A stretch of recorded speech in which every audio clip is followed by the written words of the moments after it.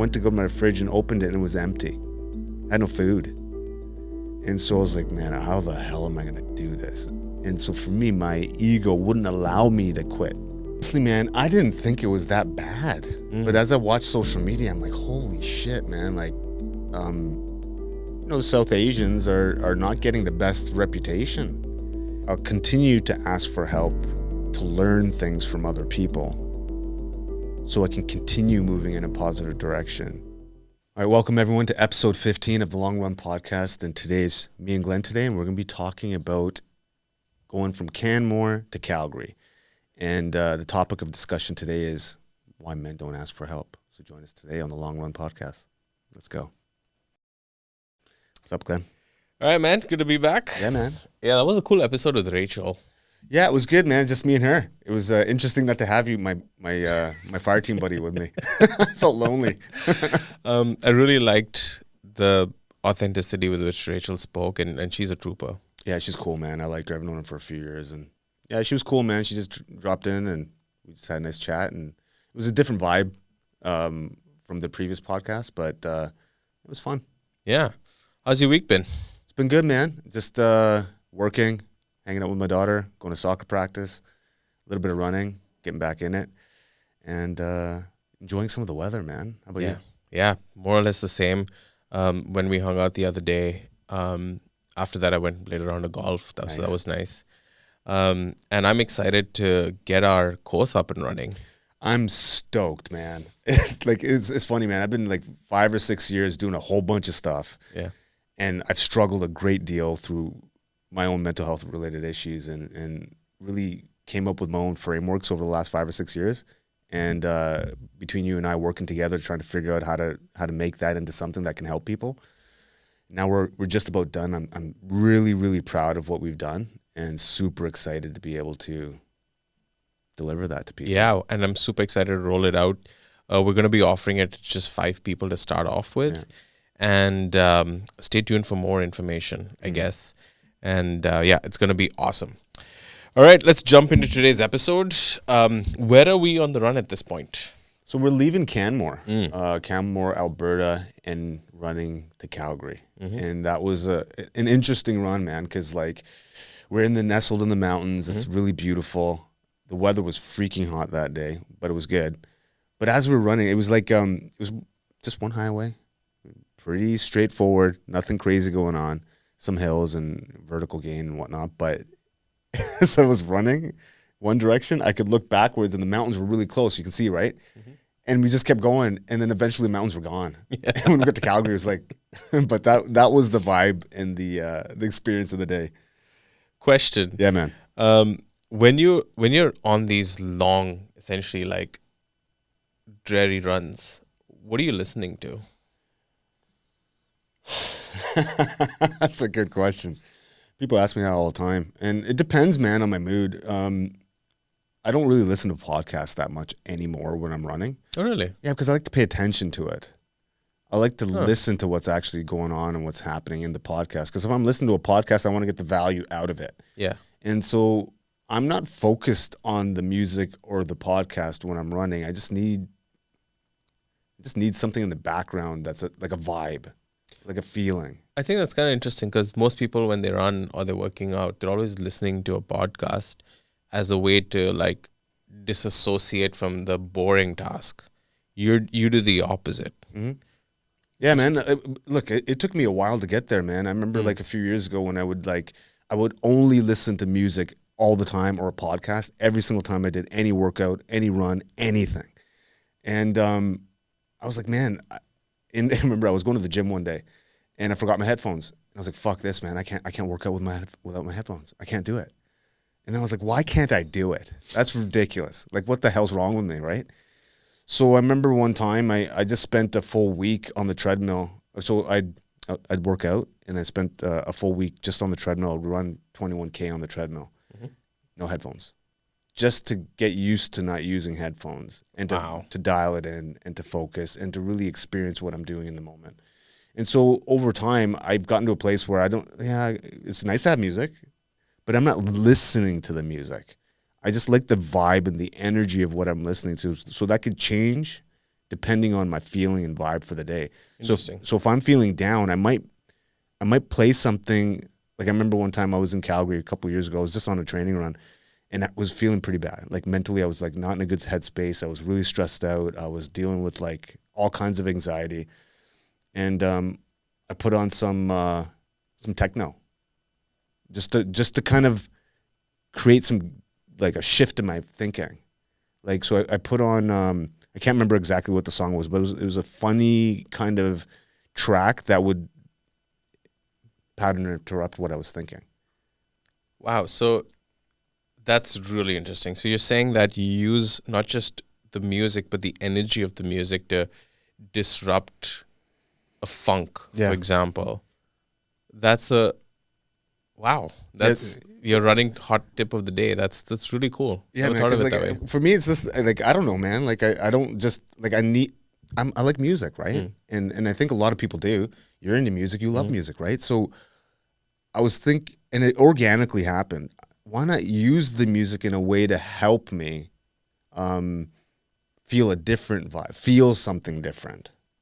Wow. Not like help me train, but so I can feel something different, so I can enjoy the process, or so I can experience it differently. That makes the way you just described it makes so much sense, because you listen to music to get into a mood. And most often than not, I'm sure a lot of people set the right music to get into the mood. But you're saying you can also use the music as a tool effectively to shift in energy. So in this case, I don't know what you were feeling that day. So what were you listening to on this day? Yeah. So I because I'm running for so long and I'm out there for so long, Yeah. I like to listen to something that isn't just episodic. 3-minute song or 4-minute song. So I a lot of the run, I was listening to what's called Qawwali music. For people who don't understand what Qawwali music is, I'm going to play you a sample right now.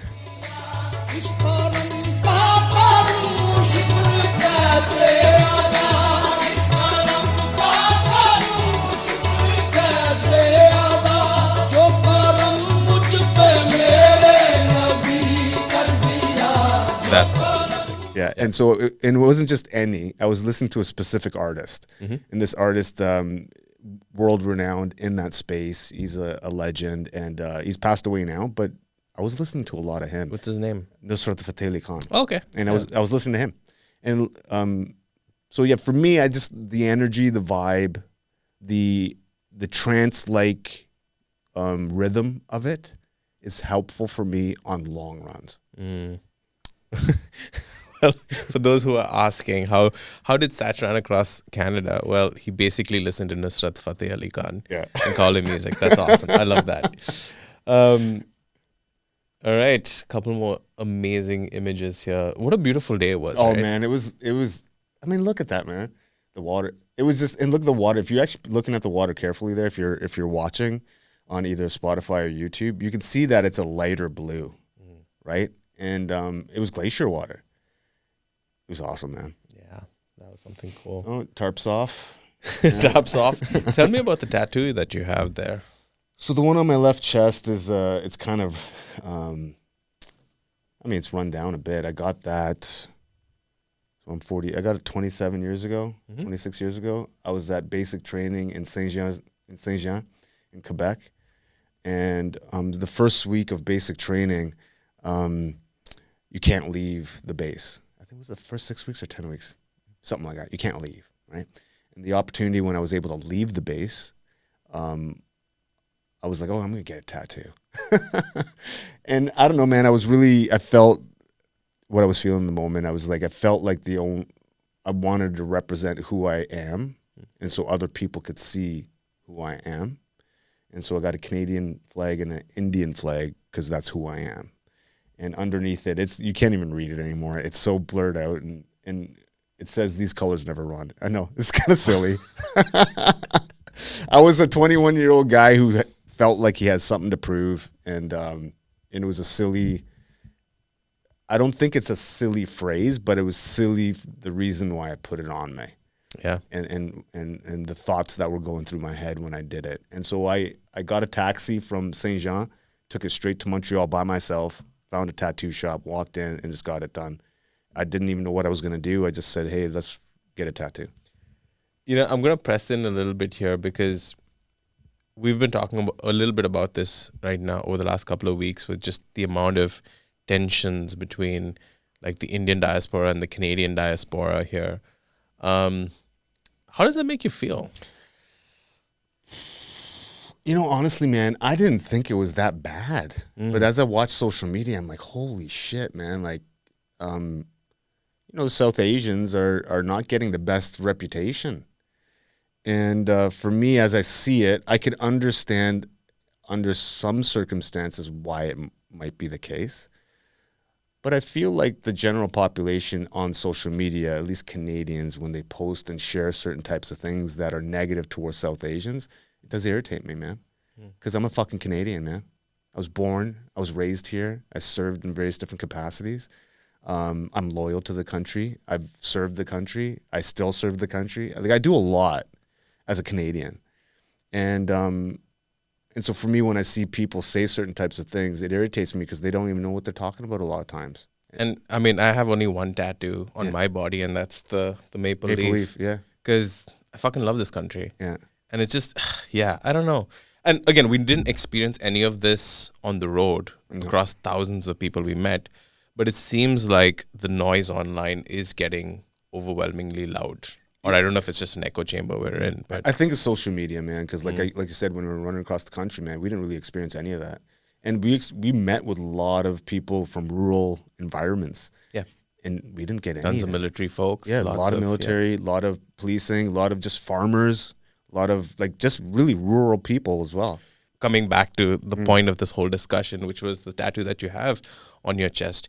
Yeah, you were I guess a dumb 21-year-old, but it still means something to you. And you've still demonstrated time and time again of the value of where your heart truly is. And you've demonstrated it through strong actions. Actually, now that you said, continue, sorry, I didn't mean to. And so I guess it does feel hurtful when you see that, your race is like being attacked, and then also on the same length, people from your community are also not helping the cause. Yeah, it's like a double-edged sword. But something that just came to my mind before we move on, because I said the tattoo underneath it, I tattooed also "These colors never run," and at the time when I, with hindsight, it's actually kind of interesting. What does that mean to me? It means I don't shy away. I try to chase adversity even then. And I didn't, now that I'm 48, I didn't really realize that. I see it now. I'm like, man, I guess I've been a guy who's kind of tried to chase adversity and hasn't been someone who shies away from something. So it's interesting now. That actually means something differently to me now. Interesting. Yeah. My colors, what was the these colors never run. These colors never run. Yeah. What did it mean? What did that line mean to you back then? I'm Indian and Canadian, so I'm Indo-Canadian. I don't run. But the irony is, you did run. I did run. This was a really cool experience. Oh, yeah, we man. had a bunch of really cool bikers that gave us an escort into Calgary. Tell us a little bit about this. How did this happen? Because they're a bunch of your friends, right? Yeah. So Mo, whoever's watching this picture, it's like with the RV, and then a bunch of bikers with their bikes parked next to it or in front of it. And Mo's in the image right there. Mo's a buddy of mine. He's a retired corrections officer. He's a professor at Bow Valley College. Teaches on various different subjects, trauma-exposed professionals, etc. And he reached out and he's like, "Hey, man, I like riding my bike, and I got some other buddies that, hey, maybe we'll just come out and escort you in." I was like, "Yeah, man, bring it on." I didn't expect what happened, but and there were. I don't think there were law enforcement, right? Like they didn't seem to be. Maybe Mo is, but maybe some of them weren't because they, shared some of their stories, and it was a diverse group of people, and that's cool to see too, man. Like guys that you wouldn't think would be engaging with mental health or trying to raise some kind of awareness, man. They were out there supporting. Yeah. And I think in part because of some of the conversations we had, they all have been affected significantly in some capacity as it relates to mental health. Whether that be addiction, suicide, whatever. Yeah. It was a really cool group of people for sure. Yeah. Big dudes, but man. like the typical biker stereotypes, big hots. Yeah, man, they were awesome. Super awesome dudes. Yeah. And women too. They were both women and men out there. Yeah. Inferno, I guess they were called. Inferno, yeah. It was a cool opportunity to share and talk about the journey so far, at least until this point. That was a cool picture, actually. Yeah. Men hugging men. Men hugging men. It's all good, man. Nothing like a bro hug. Yeah. And that kind of segues into what we want to talk about today. Yeah. Which is, I guess here's the $1 million question for you, Sach. Why do men struggle when it comes to asking for help? I mean, I think there's a bunch of reasons. I know for me, there was quite a few. A fear of feeling like I'm inadequate, a fear of feeling like a loser, that I can't manage my own self, a fear of like judgment, right? All of these things for me prevented me from asking for help in all kinds of different ways. Most related to from a mental health perspective, or what people might think about me. Yep. And if, in other spaces, I never really shied away from asking for help. When it came to like fitness or sports or activity in some capacity, I never shied away from help because I'd go into an environment asking for it to get better. Yeah. And so for me, 100% there was a fear to do that in a different space. I'll handle it myself. I'm a real dude. I'm a man. I can manage my own self. I don't need anyone else to help me. What can they help me with? But it was all a front. Yeah. Right. Yeah. And the reason why I ask this question is because I can kind of relate to at least where my headspace was during specifically at this point, where a lot of our content, images, was all projecting strength. It was like, Sach is the freaking dude. He's busting his ass off, grinding every day. That wasn't the reality of what was happening behind the scenes. Man, I was all of the feelings, man. I was stressed, scared, overwhelmed, tired. No, not even tired. Exhausted. Yeah. Both physically and mentally. I was surrounded by people that I didn't really know. Yeah. And that being said, all people that I didn't 100% trust. And, and not to say it in like, I'm not trying to make you feel bad or anything, but the reality is we had just met just a couple months before that. 100%. And for me, I've always had trust issues. 100%. And so for me, I kept a lot of stuff in, right? I didn't share a lot. And especially like when we're talking about being on the run, I didn't share a lot with everybody because I was just like, I don't fucking know these people, man. Yeah. I don't want to be judged by them. I don't even know if they're going to drop me in this takeoff or whatever. Like all of these kinds of feelings. And that prevented me from asking for help. And I think that could be the case for a lot of dudes, man. Yeah. They might not feel, and this might sound weird, but this is the reality of how I was feeling. And I think a lot of guys might feel this when they limit themselves from asking for help. I didn't trust the people that were around me. I was scared. I didn't want to be judged. And all those things together or at least did impact me in sharing more to ask. Because when you ask someone for help, there's a level of trust there, right? Yeah. There's a level of safety, security. Those types of environments or feelings are kind of engaged there. Absolutely. And if you don't feel that, it becomes a lot harder to ask someone for help. And to throw more context to the situation, as we were coming into Calgary, tensions were building between all of us as a team. Yeah. We weren't gelling and getting along and we weren't portraying that on social media, right? Because at that time on social media, we were showing this really cool, like, we're moving through Canmore and everything's great, but there were tensions that were starting to form.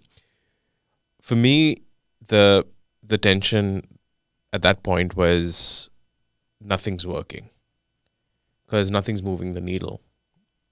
We're not raising any money. It had been like a couple of weeks in. I think that week we pulled in like $350, which is like, what the fuck?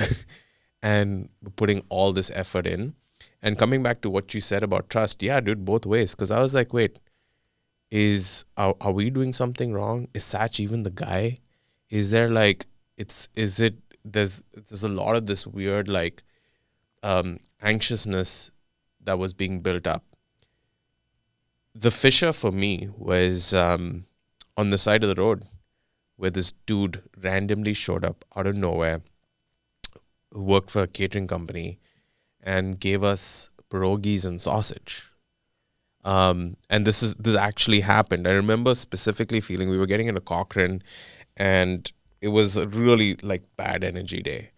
What you were feeling, I was also feeling similar things. And we parked our RV on the side of the road, and this dude shows up. Barely had any front teeth. Yeah. And he said, "What are you guys doing?" And I said, "Yeah, we're my buddies running across the country to raise funds and awareness for mental health, and we're doing the thing." And he goes, "Oh, cool. Would you guys like some sausage?" I was like, "Yeah, sure. I would love some." And then he takes me into his little minivan and pulls out some pierogies and sausage. And I don't know what it was. I asked him for help. What? But come on, man. Why did you ask for help? Like, what was going on in your head there, man? Because honestly, I felt helpless. Because why that's important is because it precipitated cascading effects for the rest of the day. Because 100%. You asked for that help. And also, in that moment, I think, if I think about it, I think he was a stranger. So there was no risk of looking like a pussy in front of your friends. It was like, yeah, I need to offload, and I can just talk to this dude in this moment, and he's a stranger. I'm never going to see him again. And so I just laid it out on him. I was like, man, it's been really hard. We don't know what the fuck we're doing. We're trying to do this thing where we're trying to raise money. Like, I don't know if we can pay gas in 2 weeks. Like, things are bad. I just need help, dude. And he kind of scratched his head a little bit, and he was like, okay, I think there's someone I can call. And he dialed the number to this guy. I could barely get 5 words in, and the guy that he dialed the number for gave me the phone. That guy just started praying for me. And that was so, in that moment, I was like, my first instinct was like, what the fuck? But then I just leaned into it, and I said, sure, I'm going to accept anything I can get. And this man, the stranger, spoke on the phone. His name is Richard. And he offered like words of reassurance. He's like, look, you're on a mission. You're doing something really hard. He's like, when Jesus spread the gospel, the price he paid was being crucified. So suck it up. It's not going to be easy, but there's a reason why you're doing this. And he said something that I think fundamentally shook me to my core. He said, it's not about the money. He said, it's about the impact. And think about at least one person you have impacted today. And my mind immediately went to that man who met us on the side of the road and talked about his son who had committed suicide. And that interaction would have never happened if we didn't put in the effort to be there. And I found a lot of peace in that. It was just like, oh shit, yeah, this is what it still took me a couple of days for it to like fully click. But in that moment, asking for help really changed things for me, at least for that day. I mean, I didn't hear the details of that because you haven't shared that with me before, but I think it's really important, man, because I think a lot of things changed, or at least started to change after that. I wasn't in that conversation, so I didn't really have a different perspective. I was still pissed off. I was still in a bad mood. I was still angry. I was still on the road. It was like 30 degrees, 35 degrees, and I was getting pissed at everybody. Yeah. And we made it to Calgary, and I was so frustrated. I was so pissed off. And it was because I had worked so hard for 5 years and trained and fundraised and built this thing, and now we're doing the thing and no one's donating, or it's like not nearly the amount that I was hoping for by that time. And I started looking at myself, I was like, man, are we doing this right? And so start asking questions. And I honestly, to be honest, later that day when we finished, I was taking it out on everybody. I was I took it out on you too. And so for me, it was just like, I was like, why do I even have everyone here? What are you guys good for? Like, I have all of you here to do a thing and you can't even do it. Did I waste my time with everyone? And it was really projecting it onto you. That's how I was feeling about myself. Did I waste my time for 5 years? Am I really someone who's going to be able to do it? All of those thoughts were going through my head, and rightfully so, man. Like, I was thinking that, like anyone would in that situation, because I'm a normal dude, man. I'm freaking normal. I'm average at a lot of things. I'm not special at anything. And I was doing something that was unique and special, not unique, something that was extremely challenging, out of my wheelhouse. And, I'm not sure, I don't regret saying what I said that day to everybody and to you, because I saw your true character then, right? Because afterwards, I felt, to be honest, I felt a little bit bad, because then you left, and I'm like, where did you go? Because I thought you had left. Yeah. Anyway, so, but yeah, to be honest, that's everything I was feeling that day was exactly that. I was extremely pissed. I was like, why are we getting this attention for this, and we're doing that? And anyways, long story short, we get back to the hotel, we're done. You leave, and I was like, shit, man, did I say too much? Because I know myself sometimes when I get angry or pissed off, I can kind of be a bit much. And I was like, oh man, I really hope I didn't really say too much or upset Glenn. And so I called you. I called to apologize. Yeah. Right. And then in that conversation, you shared where you were. Yeah. I was with Richard. So the previous day, Richard said, when you come to Calgary, just give me a call and I'm happy to meet up with you. And we brought this energy into Calgary, right? So we were both feeling very frustrated. It was rubbing off on the rest of the team. Nothing's moving the needle. Here we are in one of the largest cities in Canada. Nobody gives a fuck that we're there. 3 people showed up to run that day. And it was just like, what the fuck are we doing? And I knew I needed a reset. And I just needed to reach out to someone. And so I called up Richard again. I was like, hey, man, if you're still open for that offer, I'll come right now, because I just need to talk.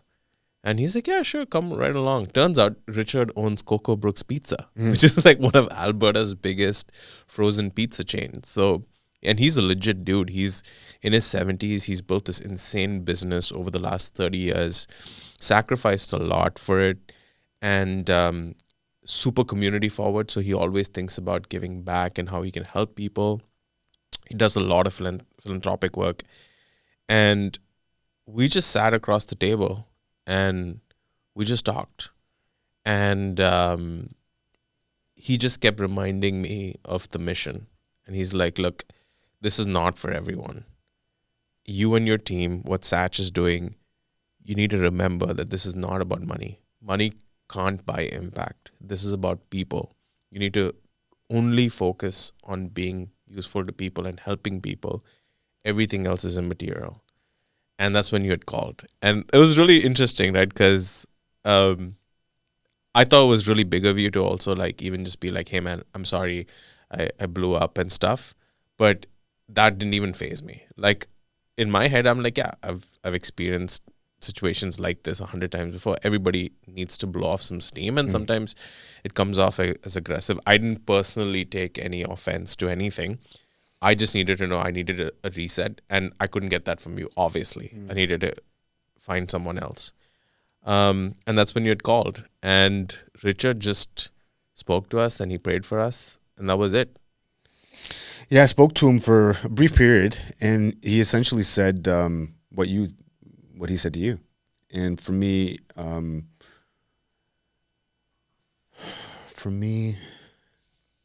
it felt, look, I didn't transition 100% into that direction quite yet, but it did start the process of me surrendering. As I say it, I remember this book I read called The Surrender Experiment. If anyone's out there, it's a good book. Check it out. Surrendering in a way, because what did we control, man? Like we were doing our best. Yeah. We were doing our best, man. We were doing everything that we thought we could. Could we have done other things? Perhaps, but we didn't know them. Yeah. We didn't know any other way to do what we were doing. So we were doing our best. And in that conversation with him, I was like, he was basically just saying, hey, man, like just focus on people. The money will come, just like you said, right? And I was like, okay, man, cool. I'll focus on people. And saying that was helpful. Yeah. Because I just said, let it go.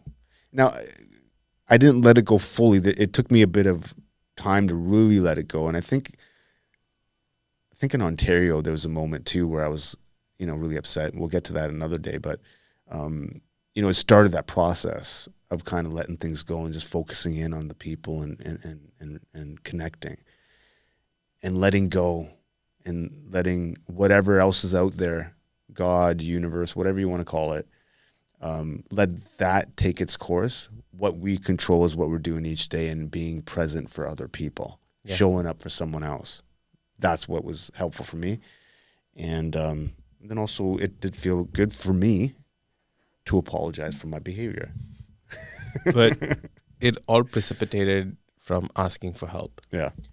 And, there is some science behind why men don't ask for help. So if you're sitting out there listening to this podcast being like, and you're finding it hard to ask for help, well, take some comfort in the fact that you're not that unique. There's a lot of research around this. And there are a couple of reasons why traditionally men don't typically ask for help. And I'm going to read it out. So the research study that was done concluded that there are 4 main reasons why men typically don't ask for help. The first one is traditional masculinity and autonomy. And, we said the bad word, traditional masculinity. Now, we don't believe that, but it is one of the things. It's often seen as asking for help can often be perceived as a violation of masculine expectations or a sign of laziness and incapableness.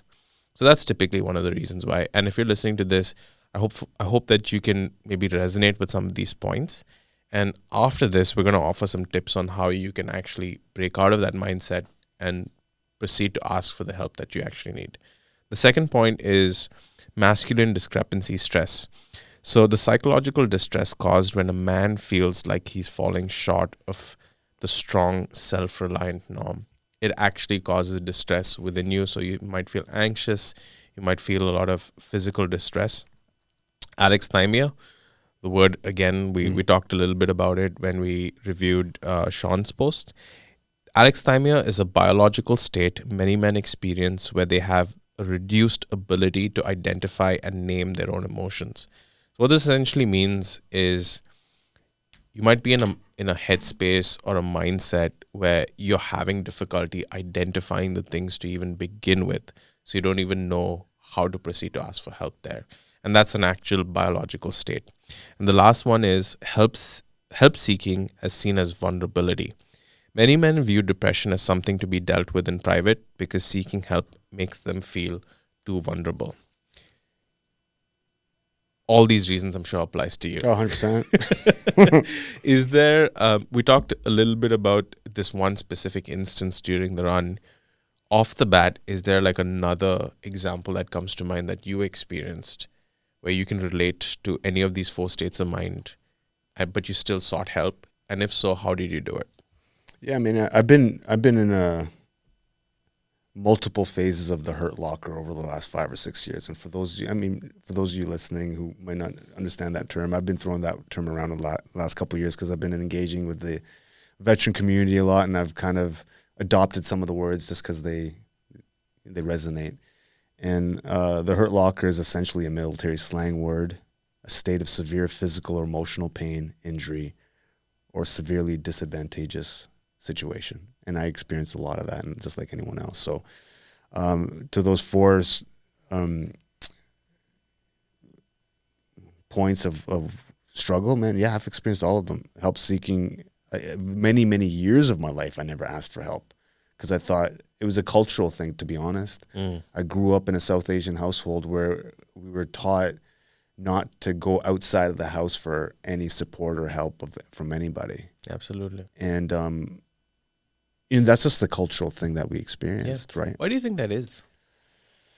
It's a good question, man. I haven't really thought deeply enough on it, but I think it has a lot to do with like the culture itself is community centric. It's about the community.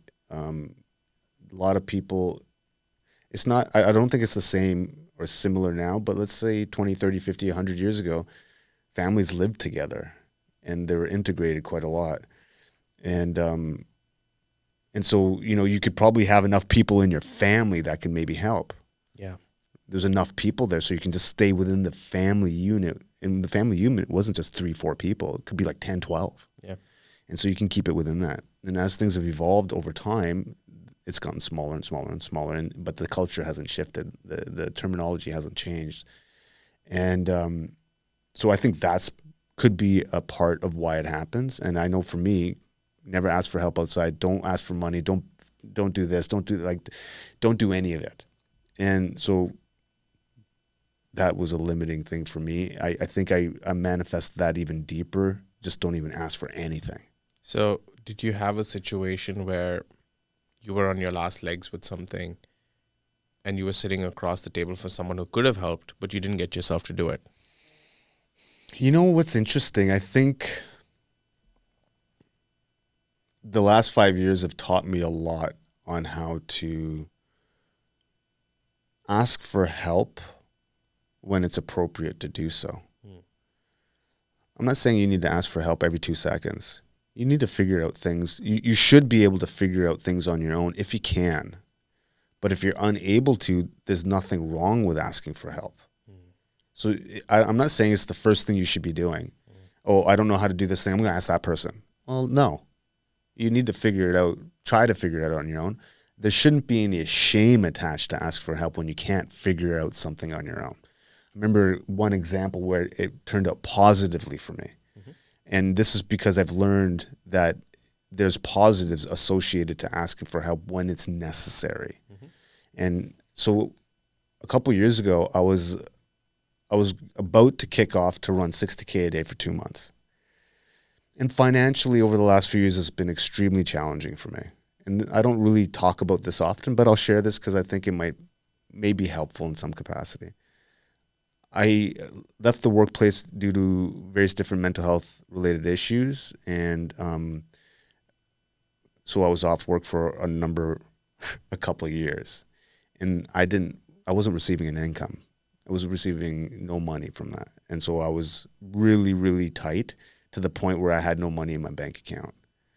And I wasn't sure how I was going to pay rent. And I wasn't sure how I was going to pay child support. And when you mean like no money, mean like no savings, nothing? Zero. like no money. Zero. Yeah, I didn't have any investments. I didn't have anything. At age?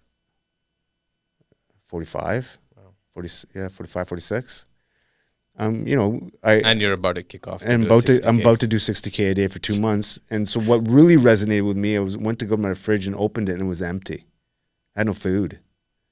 And so I was like, man, how the hell am I going to do this? And so for me, my ego wouldn't allow me to quit.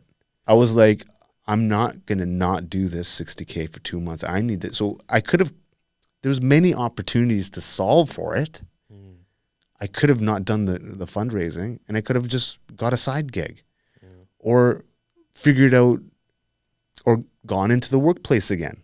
But for me, those weren't options because I knew if I did certain types of things going back into the workplace, it would make me more sick. Yeah. And so that left me with a few options, one of which I could have got a job, could have, done something. But I wanted to run and raise money to help other people. So I had to figure out a solution because I wasn't willing to drop that. And so I just started thinking, holy shit, man, I got to kick off in a week and I have no food in my fridge. I got no rent, no child support. How am I going to do this? Fortunately for me at the time, I was sponsored by Magnum Supplements. And I had a friendly relationship with the CEO. and Bill. And I just said, let me shoot my shot, man. I gave him a call, and he lives in Toronto, so we jumped on a Zoom call and had a conversation. Now, it could have gone one of a few ways. I was just going to share where I was, what my situation was, but not ask for a handout. So this is what I said to him. I go, hey man, this is my situation. I'm about to kick off for this fundraising thing. It starts in a few days, probably a week, and I'm about to run 60K a day for 2 months. I have really no funds to make it happen, and I'm not sure how I'm going to pay my rent, and I'm not sure how I'm going to feed myself and how I'm going to take care of my daughter with child support. This is the situation I'm in. Now, I'm not asking for a handout. I want to also explain this has been my situation for a couple of years, and I've done all these other things despite not having all the resources. I've already raised close to $50,000 or $60,000. I've run this amount. I've done this engagement. I've named off all the things with no support. And then I said to him, imagine what I could do with a little support. And he was like, what do you need? I said, man, if you can help me out with rent and child support, I'll figure out food and everything else. And he was like, cool. And that was it. He supported me for about a year. And I will never forget it. At a time when I really needed support to achieve something else for other people, he was there. And I said to him, I go, look, I'll sign a contract. This can be a loan. I can pay you back. He was like, no, it's all good. And so that's the power of asking for help, but not just asking for help. Yeah. Right? So it's the benefit behind it. For someone watching this, what would be your advice to ask for help and do it in a way that the example that you just illustrated, you asked for help for something specific you needed to enable you to move forward. And I think that's really important. You don't want to ask for help just to stay where you are. You're asking for help because the thing that I'm visualizing is someone giving you a hand, just pulling you out of the pit so you can get out of the pit, right? What would be your advice for someone who wants to ask for help, doesn't know how to do it, but also nudge them in a way that, yeah, you can ask for help, but how are you going to move in a positive direction with this help that you're about to receive? I think it's important to know what you want to do. I've been asking for help for 5 or 6 years. That's why I am where I am today, wherever that is. And I'll continue to ask for help to learn things from other people so I can continue moving in a positive direction. And I know that'll happen. So I met Sean Taylor 6 years ago. I asked for help, man. I was in the hurt locker. I was struggling. And he helped me. He didn't help me financially, but he helped me as a friend, giving me a space to have a conversation and feel safe and secure that I'm not going to be judged by someone else. Gave some advice here and there. That was help, man. And each time someone gave me help, I didn't squander it. Mm-hmm. For me, it meant a lot that people like that were helping me. And so I wanted to pay it forward. I wanted to honor that help. I wanted to make those people, and look, Sean was one of many. Mm-hmm. I wanted to honor the effort they put into me and didn't want them to feel like they wasted their time or their resources. So for me, I took it as an obligation to continue doing more. Because that guy helped me, that guy helped me, this guy helped me, that woman helped me. They all helped. So for me, I felt an obligation to do more with it. And so if anyone's listening to this, don't look at it like, it's a one-way street. Yeah. It's a synergistic benefit. Just because you're not giving back to that person specifically when they helped you, you can give it back to somebody else. You can pay it forward. And I think that is extremely helpful, at least for me, to understand okay, I'm paying it back in some kind of way. It's happening. And so don't think you're only taking. And if you are, stop it. You have to also give back in some way.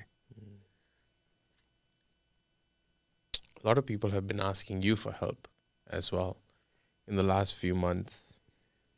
How do you distinguish between people that you want to help versus people that you take a step back and saying maybe they're not ready for help right now? That's taken me some time to figure out. Like you said, I do talk to a lot of people, and we don't post on social media. We don't do any of that stuff because it's not necessary. And so I speak to hundreds of people all the time. And what I've learned over time is how to identify who to invest my time in with and who not to. Not to say that anyone shouldn't get any support or whatever, but, we're limited. Our resources are limited. Our time is limited, and time is a resource. And it's my most valuable resource. My time is the most valuable resource I have. Mm-hmm. And so I'm now guarding it a lot more than I have in the past because I understand a bit more how to identify if someone's going to engage with me, if they're going to push the needle or not. Because if I'm having a conversation with someone, I'm all in. Like, I will do everything I possibly can to support that person in whatever they want to achieve or help them or whatever. Or if they just want to share something, I'm there all in. But you also have to do something. I'm not going to be there all the time just to hear people complain or whine or not want to move the needle in a certain direction or talk about what they're going to do. Everyone's got a freaking plan to do something. But I want to talk to people who have a plan and then have a willingness to execute against it. And that's the difference. And it's taken me some time to figure out those different people. And sometimes the people aren't ready to execute against something. That's okay. Whenever you're ready, we'll have that conversation. But right now you're not. And I can't really identify or define what that looks like to me. But it's a vibe and it's an energy. And then you kind of have to test it out over a period of time. Maybe it's a call. And then the following week, you give them a task or two in that call.